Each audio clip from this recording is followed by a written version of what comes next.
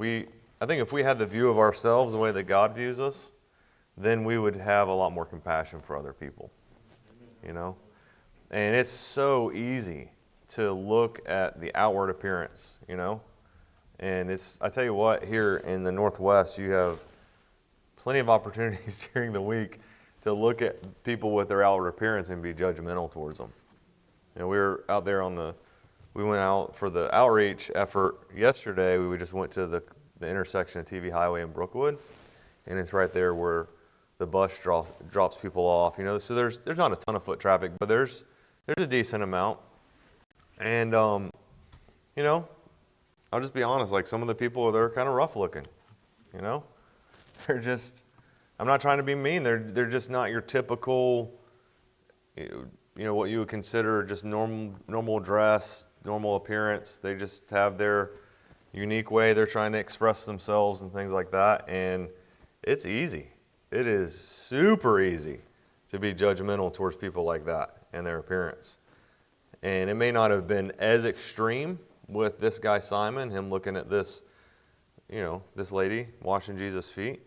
It may not be as extreme. Maybe she didn't have the tattoos. Obviously she didn't. They didn't have tattoo machines back then. She probably didn't have the dyed hair. But whatever it was that was kind of taboo for her culture, it was on her. You know, if it was a certain type of clothing or the way that she, you know, behaved herself or walked around or whatever, she was guilty of it, obviously, because she had that label. And he fell into the trap of looking at all the things that she was guilty of and the forgiveness that she needed to have. And in reality, Simon should have just been looking at himself. And that's a good lesson, a good perspective of Jesus. Good stuff. Okay, let's go over to 2 Kings chapter 4. We're wrapping up another one of these miracles of Elisha.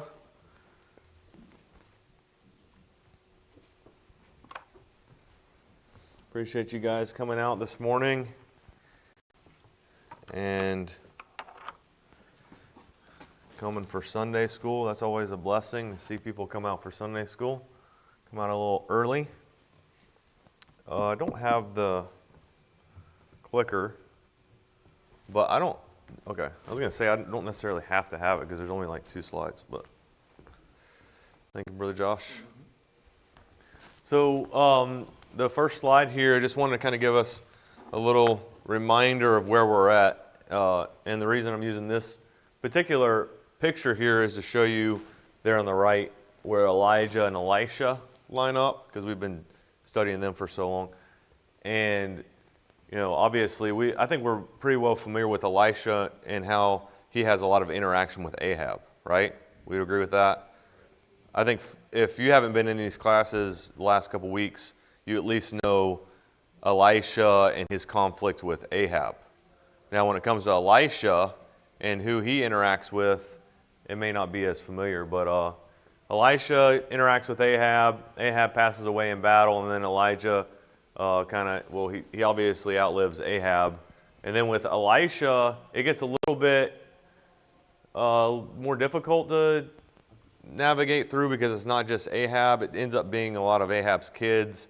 And then what makes it even more confusing there is sometimes Ahab's kids are named the same as Jehoshaphat's kids. And then also, I was looking at it yesterday, and Jehoaz, the third one down, do y'all see Jehoaz? No, I'm sorry, Jehoash. Right here at the bottom. You'll read about him a little later, and he's also referred to, I believe, as Joash. So it just gets a little bit more confusing. It's not as straight lined as, well, Elijah and Ahab. Well, then you have Elisha, who kind of deals with the king of Judah's, and then you have the king of Israel with Joram, Jehu, Jehoaz, this, that, and the other. Okay? I don't know if that makes it more complicated for you, but... Okay, so this morning he's not dealing with any king in particular. We're in verse 38.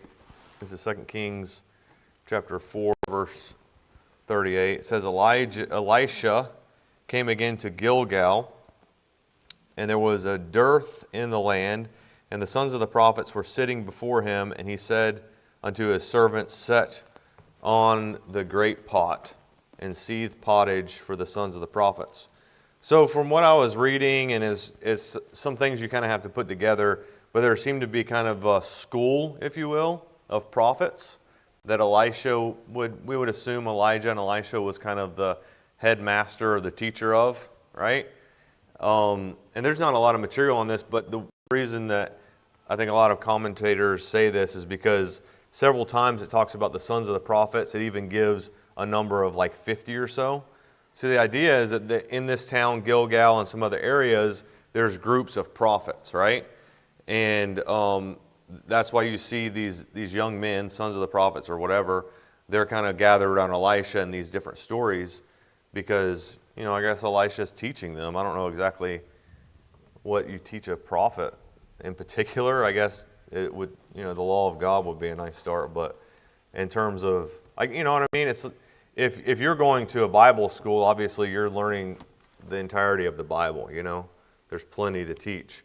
As far as what Elisha would teach some of these sons, he has the Mosaic law for sure, but then beyond that, it's just, I guess whatever the Lord gives him, But there was a school there, and these kids or young people learn how to be prophets, which I think would be probably an interesting study in and of itself, don't you think? To learn about this school of the sons of the prophets. But that's kind of what we have a picture of here. But it says in verse 39, and one went out into a field to gather herbs, and found wild vine, and gathered there of wild gourds his lap full, and came and shred them into the pot of pottage, for they knew them not. Okay, so this one of the guys who, I guess is a little overzealous. He certainly wants to make a good impression on Elisha. He decides he's going to run out and get some more ingredients for this pottage or whatever. And one thing that I have noticed, and I'm not saying that men aren't good cooks. There are plenty of good cooks, chefs. My mom always used to say the best chefs in the world are men, Which I guess is true. I don't know. Maybe back then it was. But in any case, it's not that men can't be good cooks. What I've seen when men are not good cooks is they fall into this trap of, well, individually it tastes good, so why would you not put something in with this recipe that tastes good? The more things that you put in this recipe that tastes good, the better it's going to taste. Like 10 good things that taste good put together is going to taste like something that's 10 times as good. That doesn't work with cooking. Just because it tastes good by itself does not mean it's going to mix with the recipe. The ladies completely understand this. The men in here that don't cook, including myself, don't understand that. It makes sense if it tastes good just to put it in, It's like you have a pot of something and it's like completely prepared. It's like, hey, well, this by itself tastes good. Let's put that in there. Oh, now you just messed it up. It's like right, Brother Allen? You cook? I know you smoke meat. But that would make sense if it tastes good in something like a meal. If it tastes good by itself, you put it in with it and it's just going to taste better. That doesn't work. Stir fry? Bachelor stir fry? Typically, the bachelor stir fry does not taste good. It's just too many different tastes, or the taste like contradicted. I don't know what it is. Ladies know. Okay? So this may be his mentality. He's like, hey, we got this pottage. Let's throw some vegetables in there, Vegetables taste good. So I'll put it in this pottage. It's going to make this thing even better. So he runs out and finds what the Bible describes as a gourd that's growing on a wild vine. And there again, you can read the commentaries. You can take it or leave it because the Bible doesn't say. One commentary I read, and I'm thinking what a lot of these guys are doing, they're just obviously studying the landscape, what's available in that area. And one of the wild things that would grow is this little fruit that's about the size of an orange, and it's yellow. And the taste inside of it is extremely bitter, and it produces or it affects like your nervous system or something. So, yeah, in the Bible says it was poisonous, right? So he grabs something, and then if you looked at the end of the verse 39, it says, "For they knew them not." In other words, the sons of the prophets, they see this guy who gets his lap, he basically fills up as much as he can hold in his shirt or whatever it was, and he runs back to the pot, and the other prophets there, they're looking at it like, we don't know what that is. They knew them not. So just so you know, that's not a good way to find out if it's good, to throw it into your pottage. And there, lo and behold, they find out it was no good. So the effect on the pottage was that it probably was extremely bitter. They take the first bite, and it's so bitter, and it maybe even has an immediate effect on the person that's eating it. So verse 40. So they poured out for the men to eat. And it came to pass as they were eating of the pottage that they cried out and said, "O thou man of God, there is death in the pot," and they could not eat thereof. So it was poisoned. And that's the time when you call dominoes, amen? How many times have you seen a meal go bad? Maybe it got burnt, whatever. Somebody forgot to put something in there. You order a pizza. Ever been there? Or, KFC. Whatever's available. Well, they're not going to do that here, obviously. No KFC down the road. Verse 41, he said, "Then bring meal," and he cast it into the pot, and he said, "Pour out for the people that they may eat," and there was no harm in the pot. So, not a lot of description on what it was he poured in there, whatever it was, this miracle oatmeal, supernatural oatmeal, whatever it was, he poured it in there, it fixed it. It was chemical reaction that overcame the poisonous gourds. Now, in conclusion of this story, I'll say there's not a whole lot. There's obviously spiritual application you can make to anything, correct? Like a little leaven leaveneth the whole lump, and then you could take the leaven to like a illustration with the Bible, right? You take your Bible, it's perfect, and you add or take away or subtract, and you're corrupting the Bible, and you've corrupted the whole thing. There's things that you could do, but in terms of the story itself, the story is just kind of random, isn't it? It's just this pottage that was poisoned. And what would be even more interesting is if we got up into heaven and we found out, oh yeah, Elisha raised like 30 people from the dead in his ministry. And then the Lord decides to put this story of the pottage instead of one of these other people he raised from the dead. Wouldn't that be kind of strange? But at the same time, there's probably something very significant about this passage that you're not going to get from me because I don't know what it is. And like I said, you can make spiritual application and dissect it in different ways, but on the surface, there's just not a whole lot there outside of the fact that you see how God is constantly providing for even the small, menial things, correct? And I put a couple slides together. We're not going to take a lot of time, but I wanted to show you how many times God has gotten involved in just our simple meals or even water, and it's not a few times in the Bible. It's actually quite a bit.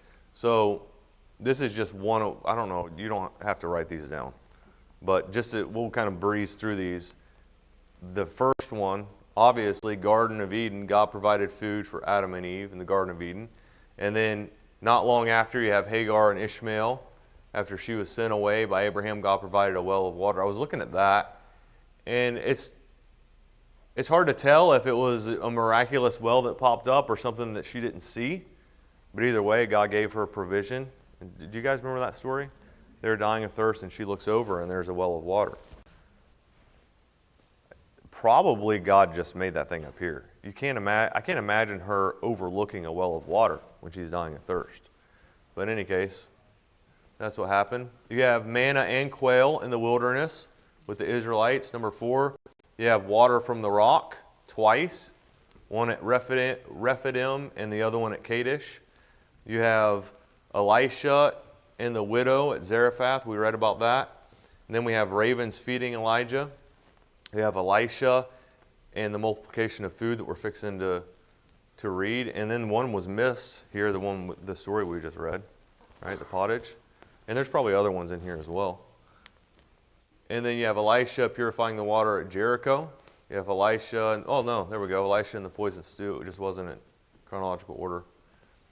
And then there's probably some other things, like I said, in the Old Testament. But then the New Testament, fast forward in the New Testament, you have the feeding of the 5,000, the feeding of the 4,000, the water into wine. Jesus provides fish for his disciples. So I just think it's really cool how God, it's not just the big things, right?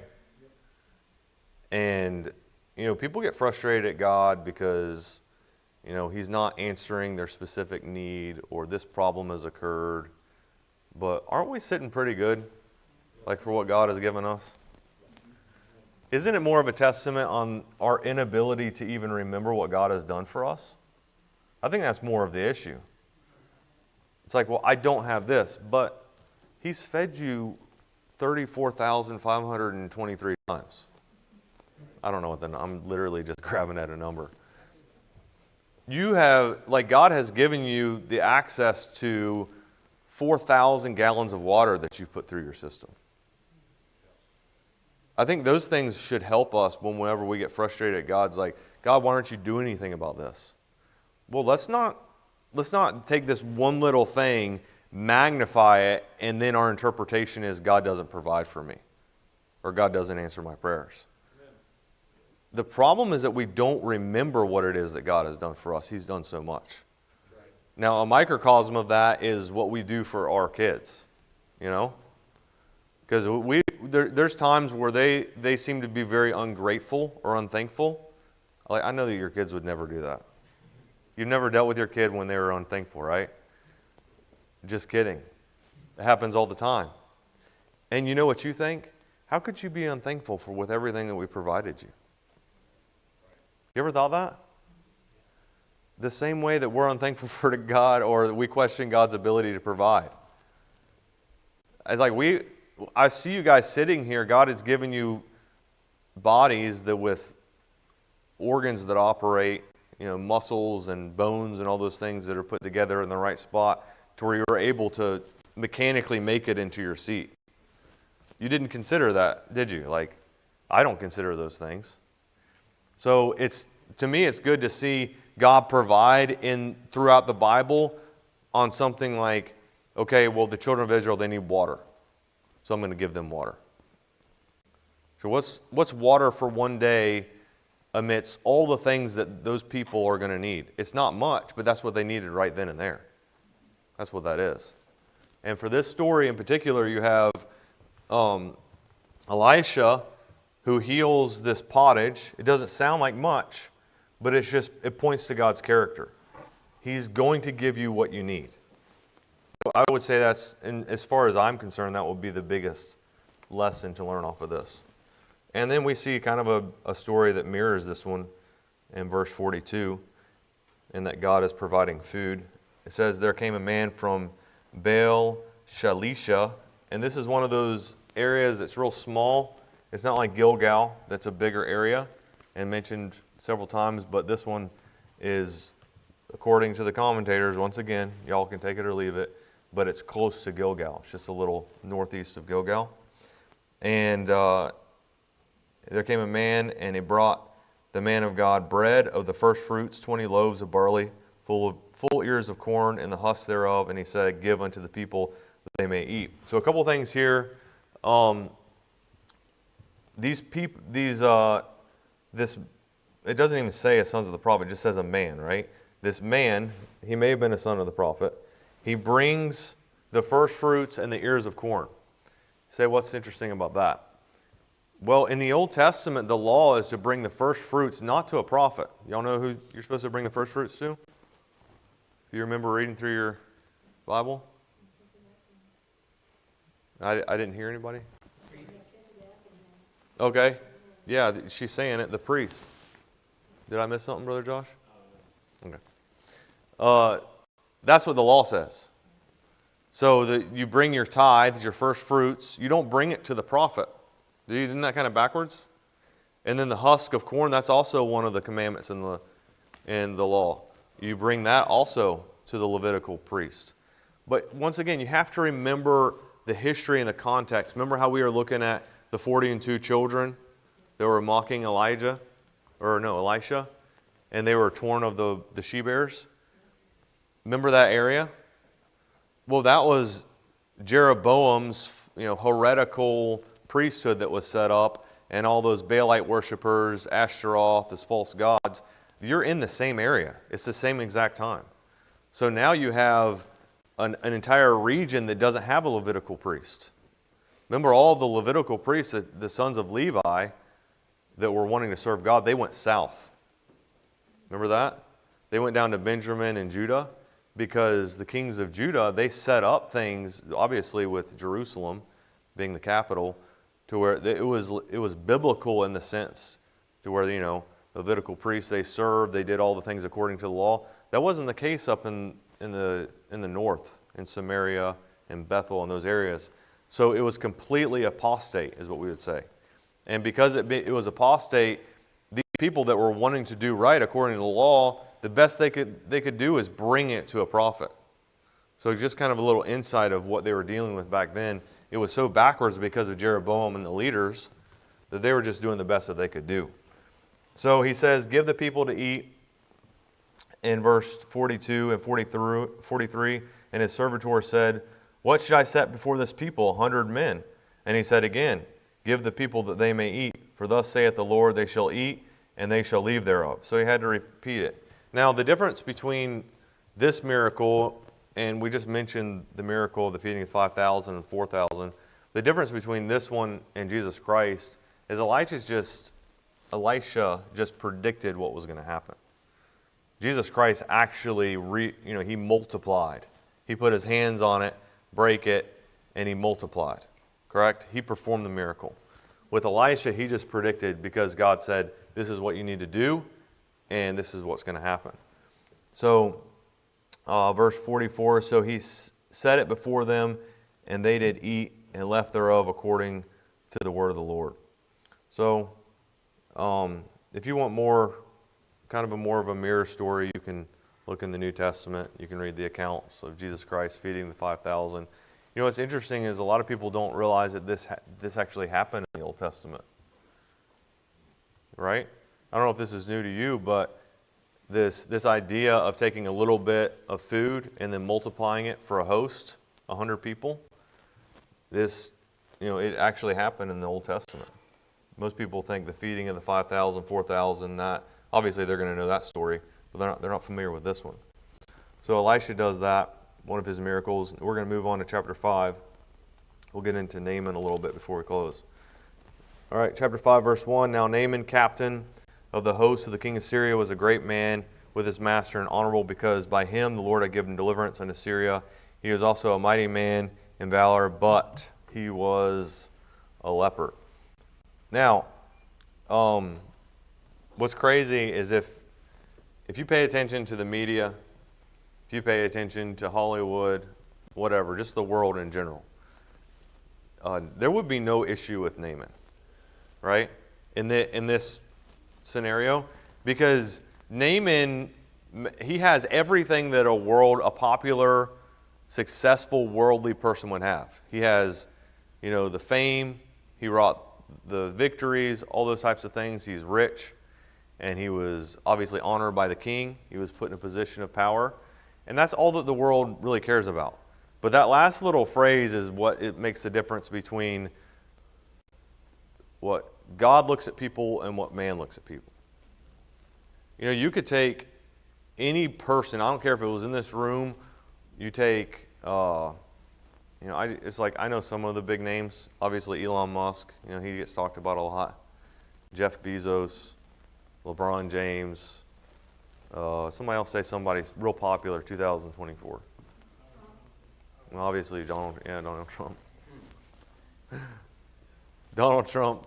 The problem with Donald Trump is we get reminded all the time how much of a sinner he is by the liberals, right? Who else? Taylor Swift. Oh, yeah, she's a big one. Okay, so you can take any one of those people, put it in this passage. It says, now Naaman was the captain of the host. You could say, All right, Taylor Swift, this, that, and the other, and she sold 1 billion records and whatever else. She has, but whenever I was a kid, it was however many CDs they sold. Now I guess it's how many listens, downloads. Is that how they do it? Is that right? Don't nod your head, because then I'll think that you listen to Taylor Swift. It's definitely judged differently, is what I'm saying. It's not CDs anymore. But you can put all that in there. They'll give you all of her credentials or all of his credentials, talk about how great this person is, and then leave out the most important part. But they were a sinner. If they were sinless, we're talking about something else. You know what I mean? Or if they were godly, which doesn't mean that they're sinless, but at least they're trying to please the Lord, we're talking about something else. But the world doesn't care about that. Taylor Swift or Elon Musk or Donald Trump, they could commit literally 1,000 sins in a day, and that doesn't matter to the world. That aspect of their character does not matter. They care about everything else. You see what I'm trying to say? The difference, and you read this in the Bible about Naaman, the difference with the Bible is it's going to tell you the truth of what's going on. The truth was that Naaman was a leper. And it most definitely spoils everything about Naaman. Now, I'm guessing this leprosy hasn't developed to the point where he's, immobile or he's losing limbs. It must be in its early stages, progressing or whatever. And it looks like the rules for the Syrians in terms of how they treated lepers was not the same as the Israelites, right? Because with the Israelites, the idea was you had to, quarantine those people? You have Naaman, who's around his family, who's around this servant girl, who's kind of out in public, maybe even around the king. The Syrians just didn't treat, obviously. They didn't have the rules and regulations that the Israelites did. So he was out and about, and it says, he's a mighty man of valor, but he was a leper. One other thing before we get into the meat of this thing is go back to 1 Kings chapter 22. And I don't know if you've noticed this before, but I thought this was kind of neat.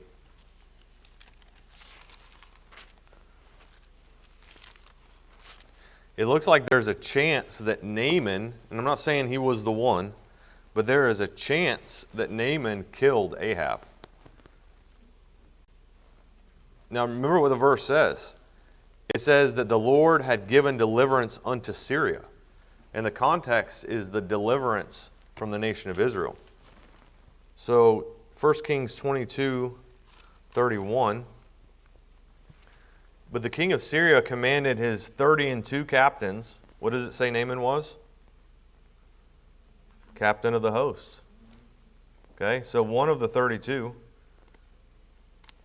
that had rule over his chariot, saying, fight neither with small nor great, save only with the king of Israel. It came to pass when the captains of the chariots saw Jehoshaphat that they said, surely he is the king of Israel. And they turned aside to fight against him, and Jehoshaphat cried out, and so on and so forth. You all know the story, right? They're like, this isn't the king of Israel. And then they turned and they actually pursued the king of Israel, Ahab. And it said that they shot him with an arrow and he died. So what's possible is that there was this battle at Ramoth Gilead, remember? And Naaman, because this is not far after. This is not long after. This story doesn't happen too far after.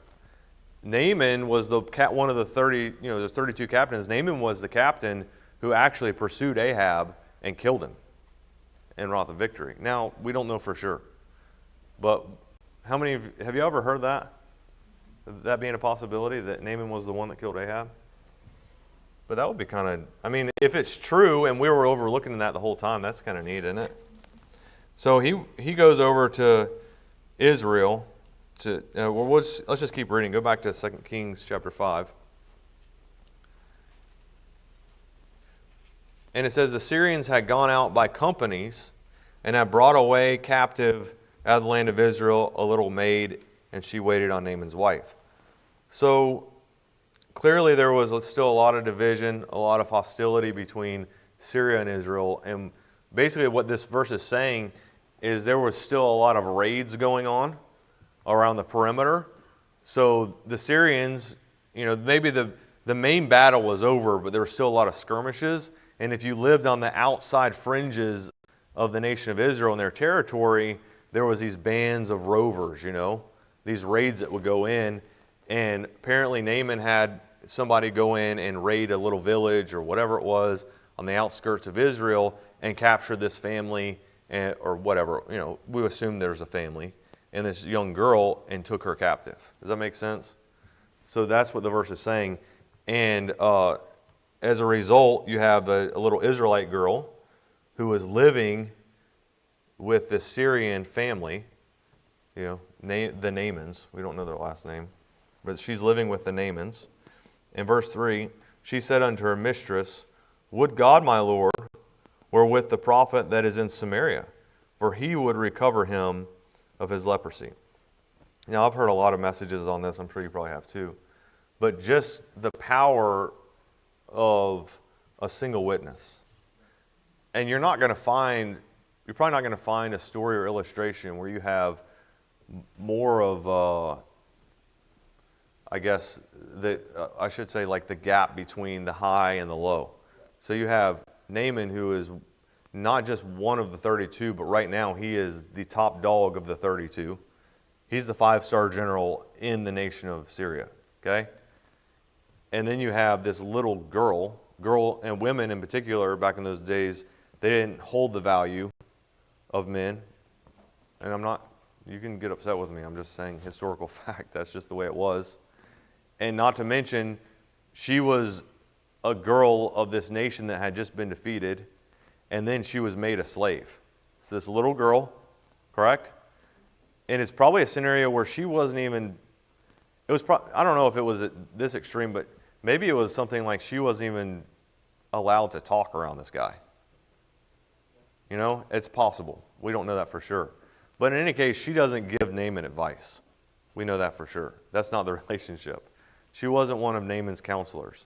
So she spoke up, and you would think, well, what's, big deal, this little girl saying this? It ends up changing his life. Which should go to show us just a small word of testimony, literally if it's just a sentence, could make the difference in somebody's life. Because you know what we're going to think? It's insignificant. It doesn't matter. Why are they going to listen to us? Why would Naaman listen to this little slave girl? It wasn't about her. It was about the message that she had. And obviously there was some truth. These Syrians had heard about Elijah and Elisha. There's a story a little while later where, I don't want to go into all of it, but basically the king of Syria is planning out different battle tactics, and the Lord is telling Elisha, and Elisha is telling the king of Israel, and he's moving around before the king of Syria could get there. Do you guys remember that story? And then the king of Syria is super paranoid. He's like, how does he know what I'm saying? And they're like, God is telling Elisha what you're saying in your bedchamber, right? And he gets like he's freaking out, and you would too, right? Well, all I'm trying to say is the Syrians, they knew something was going on in Israel. They knew there was a certain power that they couldn't touch. So when you're witnessing to somebody, or when you have the idea that you want to mention something, or even say a little word, just remember it's not about you. You're speaking to something that they know there's power connected there, if you're talking about the Lord. They may not like it, but they know there's something about the Lord that they should probably look into. And with Naaman, he's like, you know what? If this little girl would have been talking about, the Philistines or the Egyptians, I'd say forget it. But there is something about Israel that's peculiar. Like their God is different than other gods. So just remember that whenever you're discouraged or intimidated or whatever, just go ahead and say it. Say the witness. Tell them what it is that the Lord laid on your heart, because there's the power behind what you're saying, and it's not about us. So, verse 5, the king of Israel said, Go, I will send a letter unto the king of Israel. And he departed and took with him 10 talents of silver and 6,000 pieces of gold and 10 changes of raiment. And he brought the letter to the king of Israel, saying, Now when this letter is come unto thee, behold, I have therewith sent Naaman my servant to thee, that thou mayest recover him of his leprosy. Have you ever looked to try to get the equivalent, or maybe the idea, the monetary equivalents of what something in the Old Testament or even the New Testament would be worth nowadays? Have you ever looked into that? There's a lot of different answers, is basically all I'm saying. So I was looking at this, the 10 talents of silver and 6,000 pieces of gold. There's a lot of different answers, but every answer that I've came to, as far as, what is a piece of gold worth nowadays? Or what is a talent of silver worth nowadays? Every answer I came to was pretty conclusive. There was a lot of money, right? So in today's terminology, what I came up with, the 10 talents of silver is the equivalent to about $1,500. And then the 6,000 pieces of gold, each piece of gold is about $5, and then there's 6,000, so that's 30,000. So you're looking at $31,000, and then the 10 changes of raiment. I have no idea. Probably worth something. So this gift that he brings the king of Israel was pretty substantial, is all I'm trying to say. Like if somebody brought a gift to you and it was worth $40,000, that would get your attention. Wouldn't you? I mean, if somebody gave you a stack of $100 bills, $40,000, it would get your attention, and I think that the next emotion would be, oh, this guy's serious, I better deliver. If it was just a handwritten letter, say, hey, if you don't mind, look into this, see what you can do for this guy. He's one of my main guys, and I'd like to see him healed up. Just take a look at him. That's different than somebody saying, hey, he's come over here, he's going to get healed by you, because we heard that you guys do that sort of thing, and here's $40,000. Immediately, you would care nothing about the $40,000. You would say, uh-oh. And that's exactly what the king of Israel does. He says, it came to pass when the king of Israel had read the letter, verse 7, that he rent his clothes and said, Am I God to kill and to make a lie, that this man doth send unto me to recover a man of his leprosy? Wherefore consider, I pray you, and see how he seeketh a quarrel against me. In the king of Israel's mind, these were conditions of war, right? He's right. This is the beginning of a battle. Because whenever the king of Israel was like, there's no way this is going to happen. I've never seen a leper healed. And when I tell him this, he's going to attack us. And that's just something that happened back in those days. They were constantly fighting with these nations that surrounded them. So it made him nervous. We're going to stop there at the paragraph mark. But anybody have anything there about Naaman that maybe you've read or heard that would be kind of added to the story? It's interesting. I know Naaman with Elisha is I would say that's the biggest miracle. Or I don't know if the biggest, but the most widely known is Elisha healing Naaman. With Elijah, it would be the prophets of Baal, or maybe, no, it's probably the prophets of Baal. But with Elisha, it's definitely Naaman. So you all have heard a lot about it. I didn't know if there was something that could be added to those first couple verses. Looks like I covered it all. All right, let's go ahead and pray. Lord, thank you for